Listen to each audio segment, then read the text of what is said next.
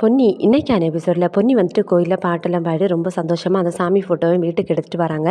அதுக்கப்புறம் பொன்னியோட அம்மா ஃபோட்டோ முன்னாடி நின்றுட்டு, நான் இப்படி ரொம்ப நல்லா பாடினேம்மா, எல்லாருமே வந்து ரொம்ப பாராட்டினாங்க, அதுக்கு ₹500 காசு கூட கொடுத்துருக்காங்க, இந்த காசை வச்சு அனாதை குழந்தைங்களுக்கு ஏதாவது நான் ஹெல்ப் பண்ணுவேன் அப்படின்னு சொல்லிட்டு சொல்கிறாங்க. இதுக்கப்புறம் இங்கே வந்து பார்த்தீங்கன்னா சுந்தரமூர்த்தி வந்துட்டு அந்த ஃபோட்டோ என்னவா இருக்கும் அப்படின்னு சொல்லிட்டு பிரித்து பார்க்குறாங்க. பிரித்து பார்க்கும்போது அது வந்து சாமி ஃபோட்டோவாக இருக்குது. ஸோ வந்துட்டு சொல்கிறாங்க, இந்த சாமியை வச்சு கும்பிட்டா சீக்கிரம் வந்து குழந்தை பாக்கியம் கிடைக்கும் அப்படிங்கிறதா ஒரு நம்பிக்கை, அதுக்காக தான் வாங்கிட்டு வந்திருக்கா அப்படின்னு சொல்கிறாங்க. அதுக்கப்புறம் பொன்னி வராங்க. பொன்னி கிட்ட வந்து சொல்கிறாங்க, இப்படி ரொம்ப இல்லை, நீ ரொம்ப ஆசைப்படாத, இங்கே வந்துட்டு உன்னை யாருமே மருமகளாக ஏற்றுக்க கூட இல்லை, அதுக்கு முன்னாடி குழந்தைக்கு ஆசைப்படுறியா அப்படின்னு சொல்லிட்டு வேலை பார்த்தியா இருந்தியா அப்படின்ற மாதிரியே நக்கல் பண்ணுறாங்க. அதுக்கப்புறம் வந்து பார்த்தீங்கன்னா சக்தி வந்துட்டு பொன்னி பாடின பாட்டை வந்து சண்முகத்துக்கு அனுப்பி விட்டுருப்பாரு. சண்முகம் வந்து சந்தோஷமாக வீட்டில் இருக்க எல்லார்ட்டையும் காட்டுறாங்க. ஜெயாட்டையும் காட்டுறாங்க. போய் காட்டும்போது ஜெயா வந்துட்டு, ஆமாம் கூட்டத்தோட கும்மாளம் போட்டு வந்திருக்கா, இதுக்கெல்லாம் பெரிய இது வேற அப்படின்னு சொல்லிட்டு ரொம்ப திட்டுறாங்க.